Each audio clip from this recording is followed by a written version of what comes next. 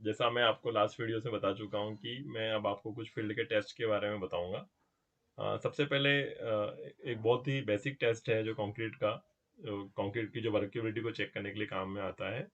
Workability के लिए बहुत सारे टेस्ट हैं कंक्रीट के चेक करने के लिए, लेकिन एक स्लम टेस्ट जो एक बहुत बेसिक टेस्ट है जो हमेशा कंक्रीट के टाइम करने की जरूरत पड़ती है और डे टू डे हम इसको करते रहते हैं।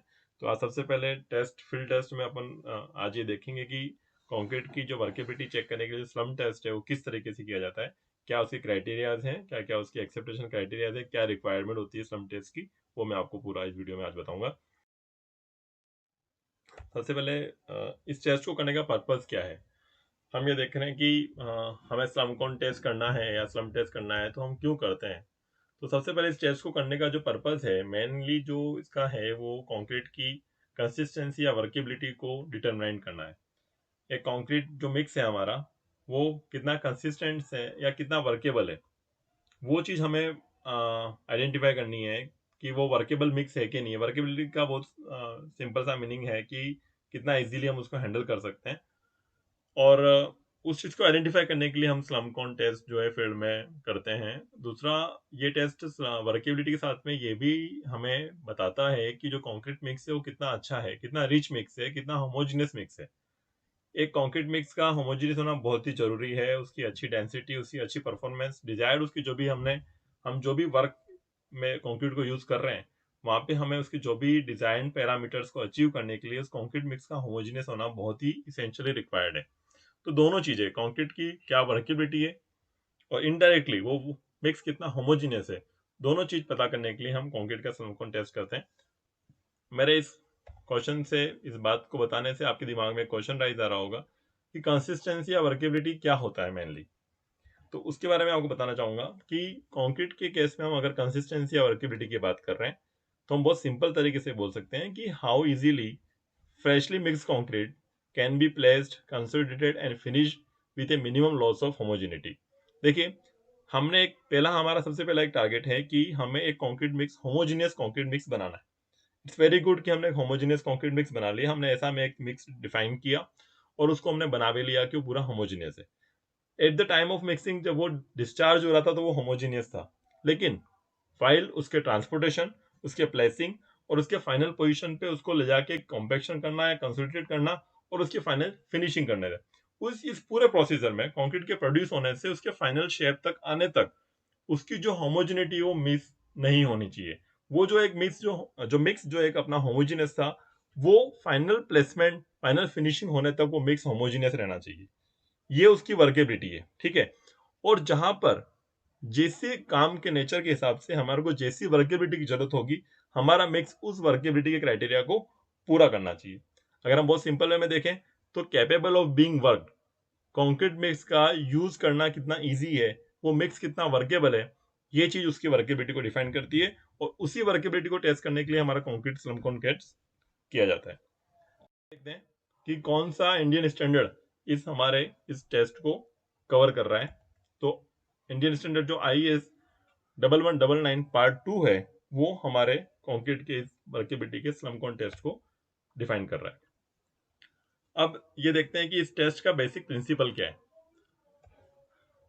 स्लम कौन टेस्ट का जो बेसिक प्रिंसिपल है, जिस प्रिंसिपल के बेसिस पे इस टेस्ट को परफॉर्म किया जाता है, उसमें यह है कि एक जो फ्रेश कंक्रीट मिक्स है उसको एक कॉर्न शेप के फ्रस्टम में उसको फिक्स, उसको फिल किया जाता है।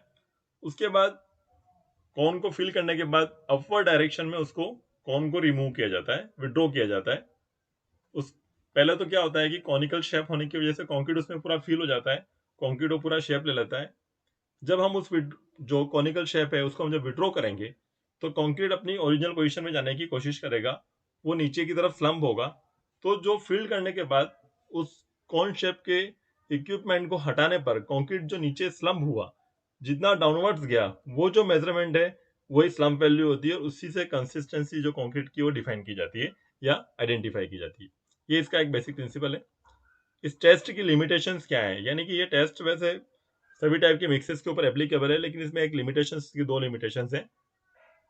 वो कंक्रीट जिसमें nominal maximum size of aggregate 40 mm से ज्यादा है उस पर यह टेस्ट परफॉर्म नहीं हो सकता। अगर ऐसी कोई कंक्रीटिंग हम बना रहे हैं जिसमें nominal size of aggregate 40 mm से ज़्यादा है, तो उसके हमें उस कंक्रीट की वेट सीविंग करनी पड़ेगी। वेट सीविंग करके 40 mm से बड़े एग्रीगेट रिमूव करने पड़ेंगे, जब ये टेस्ट हो पाएगा। इसलिए ये टेस्ट उसमें कवर नहीं करता। दूसरा, कंक्रीट की उसके पर्पस के हिसाब से बहुत सारी स्लम्प वैल्यूज हो सकती हैं। वहां पे जैसी फील्ड में रिक्वायरमेंट हो, जैसे स्ट्रक्चर की रिक्वायरमेंट हो, वैसी स्लम्प वैल्यू की रिक्वायरमेंट होती है।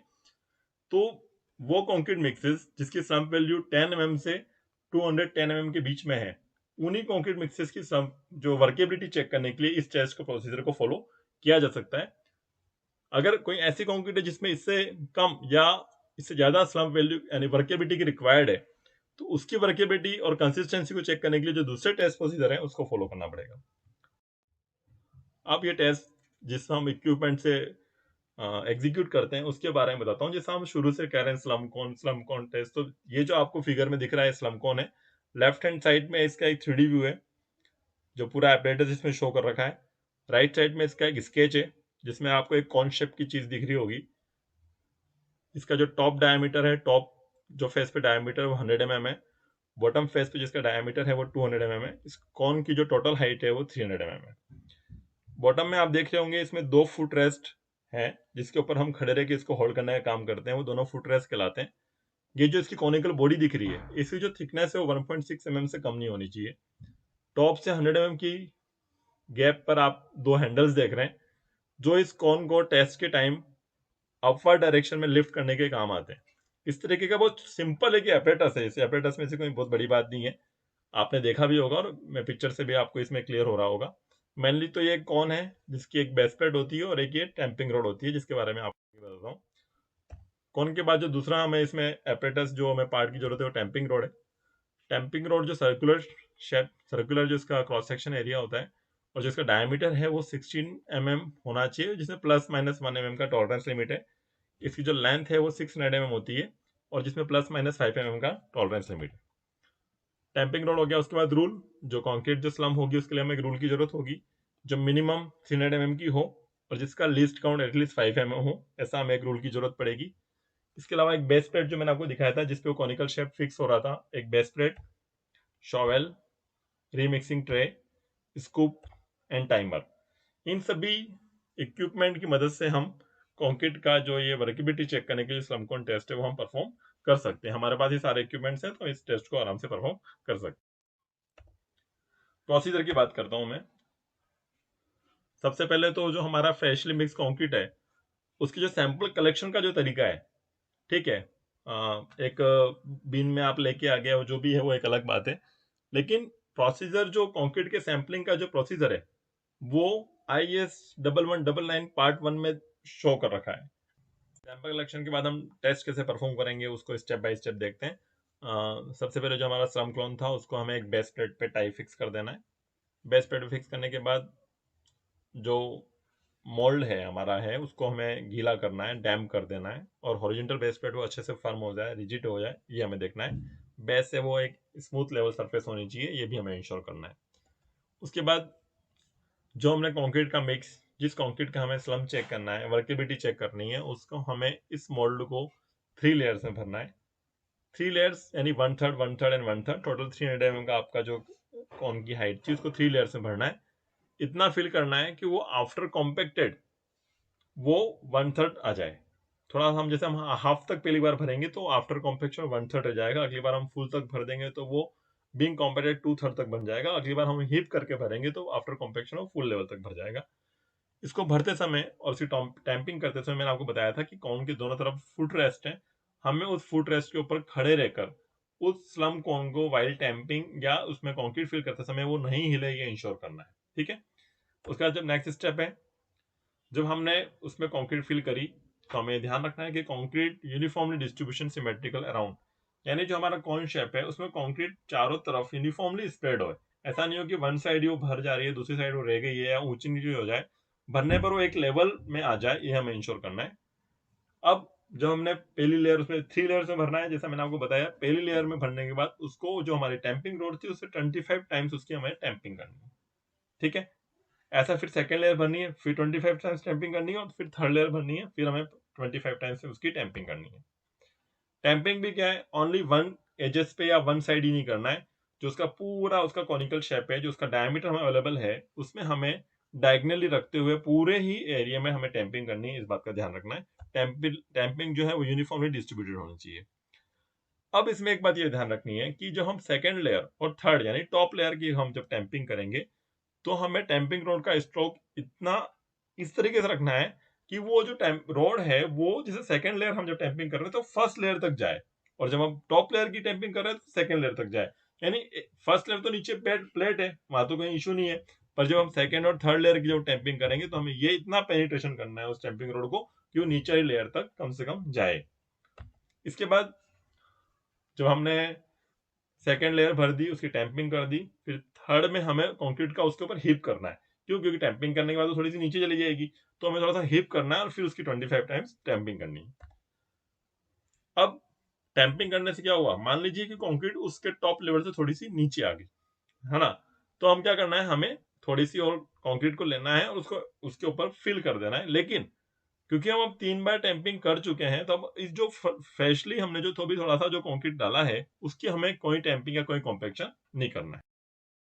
ठीक है, इसके बाद नेक्स्ट देखें, अगर मान लो हमने थर्ड लेयर की टैंपिंग कर दी, थर्ड लेयर की टैंपिंग करने के बाद कंक्रीट उसके टॉप जो कॉन की जो टॉप सरफेस थी उससे ऊपर रह जाए, तो उसको हमें स्क्रैप ऑफ कर देना है। और वो कैसे करना है, वो हमें जो हमारी टैंपिंग रोड थी उसके रोलिंग मोशन से, जैसे रोटी बेलने के लिए बेलन को चलाया जाता है, उस तरीके से उसको रोलिंग करते हुए उसकी एक्सेसिव कंक्रीट को उससे रिमूव करना है। ठीक है, अब इस पूरे प्रोसीजर में कंक्रीट फिल करने में कुछ कंक्रीट कौन से बाहर भी गिर जाएगी, बेस प्लेट पे आ जाएगी, तो उस पूरी कंक्रीट को हमें रिमूव कर लेना है। ठीक है, रिमूव करने के बाद ये सारा प्रोसीजर होने के विद इन द 5 सेकेंड, हमें टाइम इसमें लॉस नहीं करना है, विद इन द 5 सेकेंड +-2 यानी 3 to 7 सेकेंड्स के बीच में हमें उस कॉन के जो हैंडल्स है उन दोनों हैंडल्स को पकड़ते हुए उसको अपवर्ड डायरेक्शन में उठाना है। और उस समय ये ध्यान रखना है कि जरा सा भी उसका लेटरल या टॉर्जनल मूवमेंट नहीं हो, या तो कोई रोटेशन नहीं हो या कोई लेटरल डायरेक्शन में उसका कोई उसके ऊपर स्ट्राइक नहीं हो, ट्रूली वर्टिकली उसको हमें उठा लेना है। अब जब ये कंक्रीट फिल करने का जो ऑपरेशन था, वहां से लेकर इस कोन को लिफ्ट करने तक पूरा जो प्रोसीजर है 180 सेकेंड में हो जाना चाहिए। मैंने आपको शुरू में बताया था हमें एक टाइमर भी चाहिए, तो आइडियली इसको फिलिंग चालू करते हैं हमें टाइमर को ऑन कर देना है और ये पूरा प्रोसीजर हमें 180 सेकेंड में पूरा कर लेना है। अब जैसे ही हम पहले तो पूरी कंक्रीट जो 300 mm वर्टिकल खड़ी थी, वो एक तरीके से कौन जो है शटरिंग का काम कर रहा था, वो उसके अंदर शटरिंग के बेसिस से रुकी हुई थी। अब हमने क्या किया, शटरिंग को रिमूव कर ली, कंक्रीट तो ये प्लास्टिक स्टेट में, तो जैसे ही हम उस कौन को रिमूव करेंगे तो कंक्रीट कोलैप्स से नीचे जाने स्लम होने की कोशिश करेगी। तो जो उसकी जो फील्ड हाइट थी उससे जो कंक्रीट जितना नीचे गया, बेसिकली वही उसकी एक स्लम वैल्यू होती। अब हमें जो टॉप लेवल फील्ड लेवल के बाद जितना कंक्रीट नीचे गया कॉन को रिमूव करने पर, वो जो हाइट है उसको नियरेस्ट 5 mm में मेजर कर लेना है, वही हमारी वैल्यू होती है। अब स्लम का मेजरमेंट कैसे करते हैं वो देखिए, इस डायग्राम में आपको नीचे मेटल प्लेट दिख रही है, पास में स्लम कंक्रीट सैंपल दिख रहा है जो पहले कॉन में भरा गया था, और कॉन के रिमूव होने पर वो देखिए उसका थोड़ा शेप डिसॉर्टेड हो गया, वो थोड़ा सा डिफॉर्म हो चुकी है। अब जो हमारा कॉन था ना, उस कॉन को हमें उल्टा रख देना है, जो उसका 100 mm जो टेपरिंग जो डायमीटर था उसको नीचे रख के उल्टा कर देना है, और जो 200 mm वाला जो डायमीटर था वो ऊपर आ गया, उस यानी इसको इन्वर्टेड स्लम कोन कह सकते हैं, इन्वर्ट कर दिया हमने, उल्टा कर दिया। उस इन्वर्टेड स्लम कोन पे हमने एक टैंपिंग रोड लगा दी, जिससे हम उसके ऊपर चले गए जो हमारा स्लम कंक्रीट था, और जो रूल था उस रूल को लगा के हमें वो हाइट मेजर करनी है। देखिए 300 mm हमारी फुल कंक्रीट थी, 300 mm हमारी ये फील्ड कंक्रीट थी जो फुल हाइट थी। उसके बाद हमने इसको डाउन हो गया हटाने से, तो हमने टॉप 300 से जो जितने डाउन हुआ उसको हमने मेजर कर लिया, वही हमारा स्लम पे आने की। ठीक है, इस तरीके से हमने पूरा प्रोसीजर कर लिया और हमें स्लम की वैल्यू को मेजर कर लिया। टेस्ट रिजल्ट्स में क्या है, जैसे कि सिर्फ हमने स्लम वैल्यू को मेजर कर लिया। अब इस स्लम वैल्यू की जो मेजरमेंट किया उसको कैसे इंटरप्ट करना है, क्या उसका सिग्निफिकेंस है, कैसे उसको आइडेंटिफाई करेंगे, वो हम देखते हैं। एक बहुत इंपॉर्टेंट क्राइटेरिया मैं आपको यहाँ बताना चाहता हूँ, जो शायद मुझे लगता है कि बहुत ही कम लोग इसके बारे में इस चीज को ऐसा समझते हैं। मैं पढ़ लेता हूँ, the test is valid only if it yields a true slum, this being a slum in which concrete remains sustainably intact and symmetrical। यानी जब ये हमने जब कॉन को हटाया हमने, तो जो कंक्रीट है वो पूरा एक तो इंटैक्ट रहना चाहिए, वो बिखरना नहीं चाहिए। जैसे मान लीजिए कि हमने जब कॉन को हटाया और कंक्रीट पूरा बिखर के बिल्कुल फैल गया, ऐसा नहीं होना चाहिए। दूसरा, जो उसका जैसे हमने चारों तरफ शटर था, उसके चारों तरफ कॉन लगा हुआ था, हमने चारों तरफ से शटरिंग रिमूव करी, तो जो वो जिस तरह से स्प्रेड हो रही है या स्लम्प हो रही है या फैल रही है, वो चारों तरफ से सिमेट्रिकल वे में होनी चाहिए। ऐसा नहीं हो कि उसका एक पोर्शन तो बिल्कुल वैसा वैसा इंटेक्ट रह गया और एक पोर्शन पूरा कोलैप्स हो गया, तब भी क्या हुआ, उससे ये लगता है कि वो टेस्ट प्रोसीजर सही नहीं हुआ है। क्यों ऐसा क्यों होगा, मैं आपको बता देता हूँ। जैसे मान लीजिए 20 mm का एग्रीगेट वन साइड चला गया और स्लरी स्लरी पूरी एक तरफ चली गई, तो जैसे आप जब कॉन को रिमूव करोगे तो स्लरी पूरी एक तरफ हट जाएगी और एग्रीगेट पूरा खड़ा रह जाएगा, जिट मीन्स कि आपका टेस्ट प्रोसीजर सही नहीं हुआ। तो ट्रू स्लम क्या है, बेसिकली ट्रू स्लम वो है जब कंक्रीट नीचे डाउनवर्ड्स बैठी, नीचे गई, लेकिन वो इंटैक्ट रहे और जो उसका स्लम हुआ है, जो नीचे की तरफ डाउनवर्ड्स हुआ है, वो मूवमेंट वो सिमेट्रिकली होना चाहिए, पूरी पेरीफेरी में चारों तरफ वो सिमेट्रिकल होना चाहिए। अगर ऐसा नहीं हुआ तो आपको टेस्ट को रिपीट करना है, इंटायर प्रोसीजर आपको रिपीट करना है। अब डायग्राम से आपको समझाता हूं। देखिए इसमें 3 शेप है, 3A 3B एंड 3C। 3 है वो ट्रू स्लम को इंडिकेट कर रहा है। देखिए आप उसमें जो डॉट डॉट लाइन है वो हमारे उस कॉनिकल शेप को दिखा रही है, स्लम कॉन को। जैसे हमने कॉन रिमूव किया तो ये पूरा डाउनवर्ड्स नीचे चला गया और ये जो फैली है वो चारों तरफ फैल गई। अब जो सेकेंड बीच वाला जो आप डायग्राम देख रहे हैं वो शेयर फेलियर का पैटर्न दिखा रहा है। इसमें देखिए आप उस पूरे कॉन का एक पार्ट तो वैसे के वैसे ही है, पूरी 300 mm की हाइट में खड़ा है, और एक पार्शियली पार्ट उसका नीचे गिर चुका है, जो शेयर्ड हो चुका है। ये शेयर टाइप का पैटर्न है। और जो 3C है वो पूरा कोलैप्स हो गया, ये कंक्रीट पूरी कोलैप्स हो गई। इसमें जो यानी एक तरीके से इसमें मिक्स में ज्यादा वर्केबल था, ज्यादा पानी था, ये पूरा कोलैप्स तरीके से हो गया। तो ये टेस्ट जब भी सही है जब उसका जो स्लम का जो पैटर्न है, कॉन हटाने पर जो कंक्रीट का जो शेप है वो 3A यानी ट्रू टाइप का जब होगा तभी ये टेस्ट वैलिड है। ये चीज हमें देखनी पड़ेगी।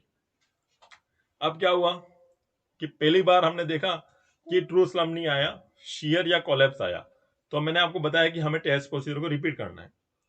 अब हमने दूसरी बार भी वापस टेस्ट परफॉर्म किया। अब दूसरी बार भी टेस्ट परफॉर्म करने पर वही पैटर्न फॉलो हुआ, ट्रू स्लम वापस नहीं आया। पहले शेयर आया था, अब भी शेयर आ गया, क्या पहले कोलैप्स फेलियर आया था, अब भी कोलैप्स आ गया।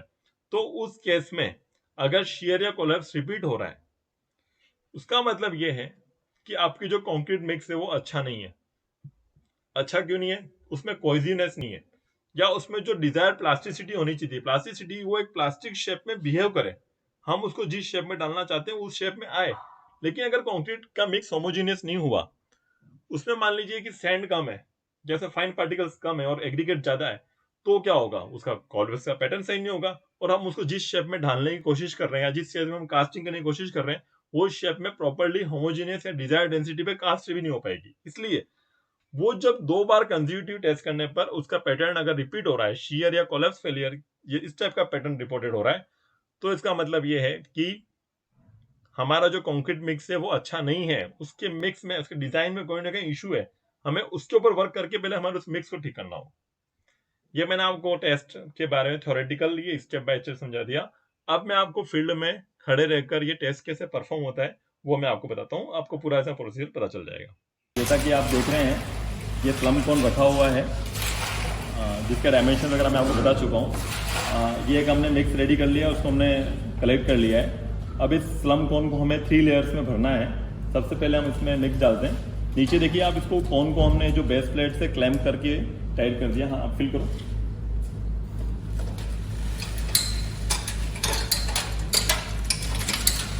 हमें 1/3 करके 3 लेयर्स में इसको फिल करना है। तो पहले अप्रोक्सीमेटली हम हाफ जितना इसको भर लेंगे और ईच लेयर पे हमें 25 टैपिंग करनी है।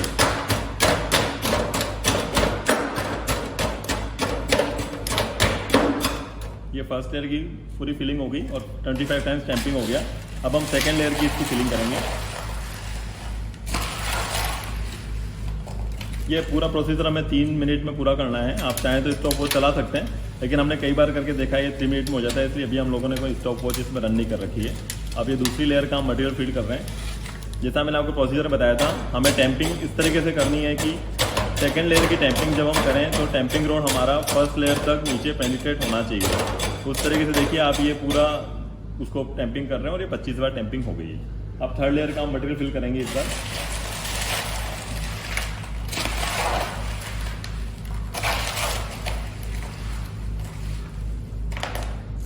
थर्ड लेयर में हमें इतना मटेरियल फिल करना है कि वो हीप हो जाए उसके।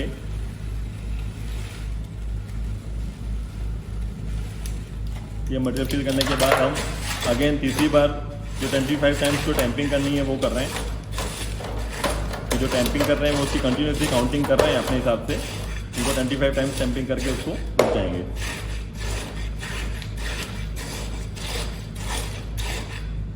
अब टैंपिंग होने के बाद में अगर थोड़ा सा मटेरियल फिल करना है तो उसको ये मटेरियल फिल कर देंगे, और अगर मटेरियल हीप ऊपर होगा तो उसको हम रोलिंग करके उससे, ये जिस तरीके से रोलिंग कर रहे हैं ऐसा करके इसको रिमूव कर लेना है। अब हमें आउटसाइड जो बेस पे जो मटेरियल इकट्ठा हो गया है उसको पूरा रिमूव करना है। उसको पूरा हम क्लीन कर देंगे। तो पूरा मटेरियल क्लीन करने के बाद जो क्लैम्प से हमने स्लम कोन को टाइट किया था उन क्लैम्प को हम लूज़ करेंगे। और ये कोशिश ध्यान रखना है इसमें कि ये मूव नहीं हो या इसमें कोई टॉर्जनल या लेटरल मूवमेंट नहीं हो। अब बहुत ग्रेजुअली इसको वर्टिकली उठाना है, इससे कोई इसका डिस्टर्ब नहीं होना चाहिए। देखिए धीरे से इसको ग्रेजुअली इसको उन्होंने जो कॉन है उसको रिमूव कर रहे हैं। ये कॉन को रिमूव कर लिया। अब देखिए आप इसका एक फिगर देख रहे होंगे इस तरीके से। ये जो एक सिमेट्रिकल जो मैंने आपको बताया था ट्रू स्लम टाइप का, ये वही स्लम आया है। ये वन साइड कहीं फेल नहीं हुआ या फिर कोलैप्स या शेयर फेलियर नहीं है। ये स्टैंड को नीचे कर दो, कोई नहीं। ये अब जो इन्वर्टेड कोन वाला जो था, देखिए कोन को हम पीछे खड़ा कर लिया। अब टैंपिंग रोड को यहाँ लगाएंगे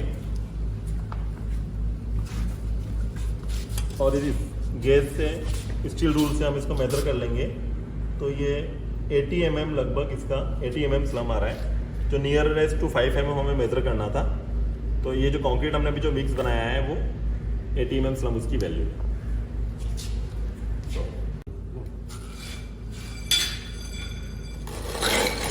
ये हमने एक डिफरेंट मिक्स का स्लम किया है और ये रिमूव कर रहे हैं। देखिए इसका आप जब अगर फेलियर देखेंगे तो ये वन साइड देखिए कोलैप्स हुआ है।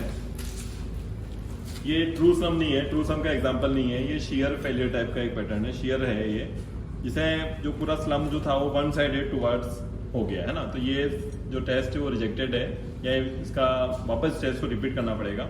और उससे जो फर्दर इंटरप्रिटेशन है जो मैं आपको पहले से बता रखे हैं वो हमें उसको इंटरप्रेट करना पड़ेगा इसमें। वो जो सैंपल था वो एक तरफ पूरा फॉल हो चुका है। जो मैंने जो सेकंड टाइप का जो फेलियर पैटर्न था अपना शेयर टाइप का, वो इसका एक एग्जांपल है।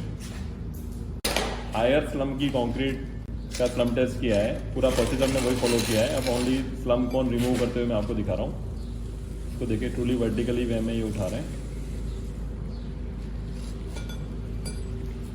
देखिए ये एक कोलैप्स टाइप का फेलियर है, जिसमें ये पूरा जो कॉन था वो कोलैप्स हो गया है। अब रिपोर्ट्स में हम क्या क्या करेंगे? रिपोर्ट्स में हमें ज़्यादा कोई रिपोर्टिंग का इसमें कोई सेंस चीज़ है भी नहीं। हम एक ओनली स्लम वैल्यू मेजर कर रहे हैं। जो ट्रू स्लम होगा तो उसको मानेंगे, अगर शेयर या कोलैप्स होगा तो उसको हम इनवैलिड मानेंगे, उसको हम नहीं मानेंगे। इसमें आने की बात है तो जो भी नियरेस्ट 5 mm हम मेजर करेंगे उसको हम रिपोर्ट कर लेंगे कि ये 5 mm ये जो है इस कॉन्क्रीट मिक्स का स्लम इतना आया था। दूसरा, अगर उसका शेयर या कोलैप्स आ रहा है तो स्लम तो हम मेजर नहीं करेंगे, लेकिन हम ये जरूर हमारे रिकॉर्ड में लिखेंगे कि हाँ इस मिक्स का शेयर या कोलैप्स टाइप का स्लम आया था। ठीक है। मैं आपको एक बात और इसमें ऐड करना चाहूंगा कि कंक्रीट का स्लम वैल्यू, कंक्रीट की जो वर्केबिलिटी है मिक्सिंग से लेकर, जैसे सबसे पहले हम ये मानते हैं कि मिक्सिंग के टाइम तो उसके स्लम वैल्यू अच्छी आती है। मान लो मिक्सिंग के टाइम स्लम आ रहा है 170 का स्लम आ रहा है, ओके। आइडियली जैसे मान लीजिए कोई ready mix plant, RMC plant हम जो कहते हैं, वहां से कोई कंक्रीट मिक्स हुआ और वो कहीं साइड पे जा रहा है, डिस्पैच हो रहा है, जहां पे 2 घंटे बाद वो कंक्रीट वहां पहुंच रही है और उसके बाद वहां पे उसकी प्लेसिंग या कॉम्पैक्शन होने वाला है। ठीक है, कॉम्पैक्शन होगा और उसकी प्लेसिंग होगी। तो इनिशियल स्टेज पे तो स्लम मिल रहा है, लेकिन क्या आफ्टर 2 आवर्स का वो स्लम मिलेगा? तभी तो कंक्रीट, हमने क्या बोला था कि वो हमें ये चीज चेक करनी है कि उसके जनरेशन से, उसके मेकिंग होने से लेकर ट्रांसपोर्टेशन तक, प्लेसिंग तक और कॉम्पैक्शन तक वो मिक्स होमोजीनियस रहना चाहिए। ठीक है। तो इनिशियली स्लम तो मिल गया 170 mm, लेकिन क्या 2 घंटे तक वो साइड पे कंक्रीट पहुंच रही है, उस समय क्या उसके वहां पे डिजायर्ड जो स्लम वैल्यू है, डिजायर्ड जो वर्केबिलिटी वो मिल रही है कि नहीं मिल रही है, वो चीज भी चेक करनी होती है। तो उस केसेस में हमें अगर ये पहले से पता है कि हमारी कंक्रीट के जनरेट होने से प्लेसिंग होने तक में 2 घंटे का टाइम लगने वाला है, तो हम लैब में ही उस मिक्स को मिक्सर में रखते हैं और उसको हर 5 मिनट्स में रोटेट करते रहते हैं और आधे घंटे बाद फिर उसकी स्लम वैल्यू चेक करते हैं, 1 घंटे बाद फिर स्लम वैल्यू चेक करते हैं, 1.5 घंटे बाद चेक करते हैं और 2 घंटे बाद चेक कर सकते हैं।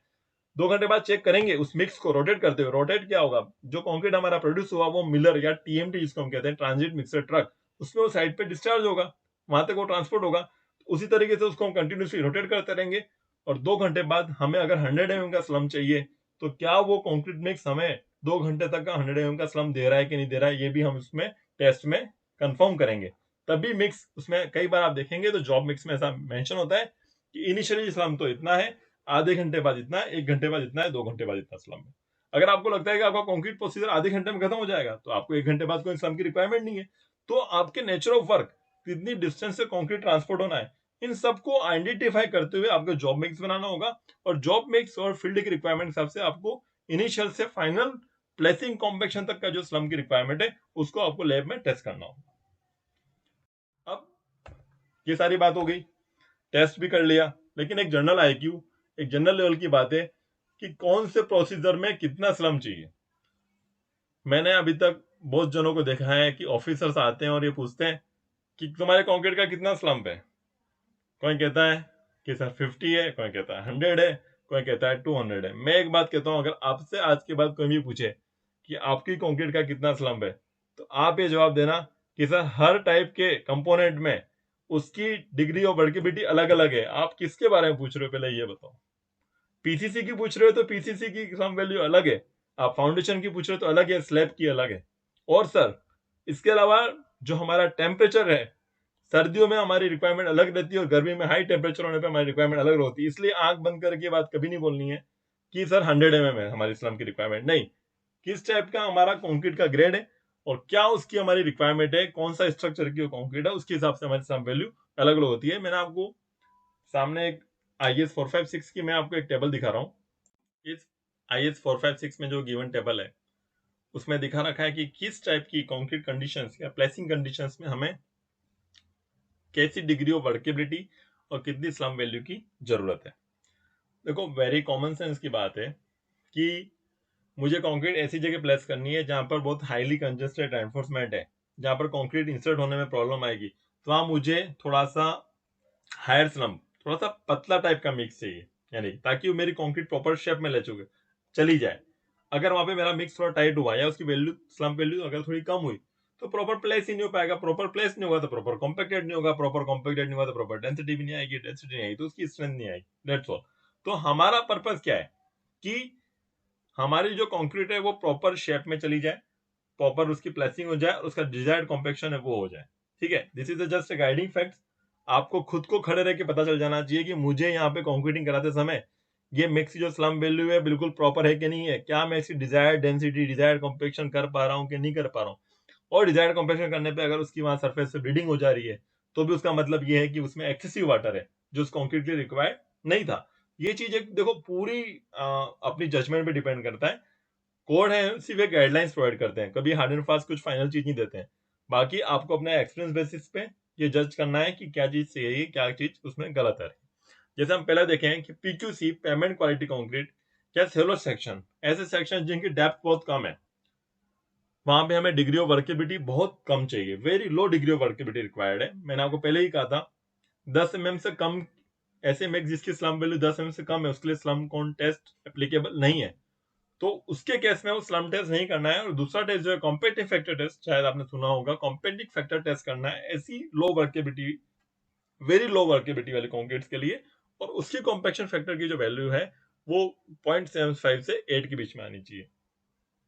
जो हमारी पहले क्राइटेरिया था बिल्कुल लो डिग्री ऑफ वर्केबिलिटी था। इसके बाद हम देखें एक मास कंक्रीटिंग है, जिसमें डैम बना रहे हैं, जिसमें हैवी थिक वॉल्स बना रहे हैं, या ऐसे सेक्शन जिसमें रेनफोर्समेंट बहुत कम है, जिसमें बहुत लाइट रेनफोर्समेंट है, जिसकी स्पेसिंग काफी अच्छी सफिशिएंट स्पेसिंग है, जिसमें से कंक्रीट आराम से अंदर जा सकती है। जैसे लाइट रेनफोर्समेंट कोई स्लैब है, बीम है, वॉल है, कॉलम है, फ्लोर्स या स्टिफ फुटिंग्स है, जहां पे डिग्री ऑफ वर्केबिलिटी लो चाहिए, वहां पे हमारी स्लम्प वैल्यू 25 to 75 होनी चाहिए। वही स्ट्रक्चर सेक्शन, लेकिन वहां पर स्टील अब हैवी हो गया, हैवीली रेनफोर्स सेक्शन हो गया। हैवीली होने से क्या होगा, कंक्रीट को प्लेसिंग में प्रॉब्लम आएगी। तो हमने डिग्री ऑफ वर्केबिलिटी, हमें मीडियम टाइप की डिग्री ऑफ वर्केबिलिटी चाहिए और हमें स्लम्प वैल्यू 50 to 100 चाहिए। ठीक है, इसके बाद नेक्स्ट कंक्रीट जो हम टाइप देख सकते हैं, देखिए कंक्रीटिंग तो इसी टाइप की होगी, पीक्यूसी रोड वाला काम हो गया, लाइट एनफोर्समेंट और हैवी एनफोर्समेंट स्ट्रक्चर तो इसी टाइप के होंगे। लेकिन एक तो हम डायरेक्ट कंक्रीट प्लेस कर रहे हैं और एक हम पंप से कंक्रीट कर रहे हैं। ऐसे स्ट्रक्चर जहां पे हम पंप यूज करेंगे, कंक्रीट को हाइट तक लेके जाना है या बहुत लंबी डिस्टेंस पे पार करना है, जहां पर कंक्रीट पंप के थ्रू प्लेस होगी, वहां पे हमें हाई डिग्री ऑफ वर्केबिलिटी चाहिए। कंक्रीट को पंप से पास करना है तो हमें हाई डिग्री ऑफ वर्केबिलिटी चाहिए, जिसके लिए हमें स्लम्प वैल्यू 100 to 150 होनी चाहिए। अब पंप कंक्रीट के ज्यादा भी जो हम पाइलिंग का काम करते हैं, in situ pile, cast in situ bore जो पाइलिंग करते हैं, उसकी कंक्रीटिंग करते हैं जो ट्रिमी के थ्रू होती है, जिसमें कंक्रीट खुद ऑटोमेटिकली कॉम्पैक्टेड होती है और नीचे से फ्लो करके ऊपर की तरफ आती है। ऐसे केस में very high degree of workability चाहिए हमें। उसकी भी वैल्यू हम जो उसकी वर्केबिलिटी है स्लम कॉन टेस्ट से आइडेंटिफाइड या डिटरमाइन नहीं कर सकते हैं। उसके लिए फ्लो डिटरमाइन के जो वीबी टेस्ट एंड अदर जो टेस्ट हैं, उससे हमें उसकी वर्केबिलिटी को वर्कआउट करना पड़ेगा। एक और जनरल कॉन्सेप्शन है जो ऐसा चला आ रहा है कि पानी ज्यादा डाल दो तो कंक्रीट ज्यादा वर्केबल हो जाएगी, माल ढीला कर दो, ऐसा जनरली बोला जाता है।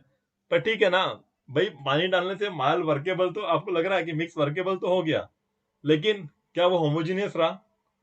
वर्केबिलिटी का मतलब सिर्फ माल के लूज या टाइट होने से नहीं है। प्लीज हमें ये आइडेंटिफाई, हमें दिमाग में बिठाना पड़ेगा कि मिक्स का होमोजीनियस होना बहुत जरूरी है।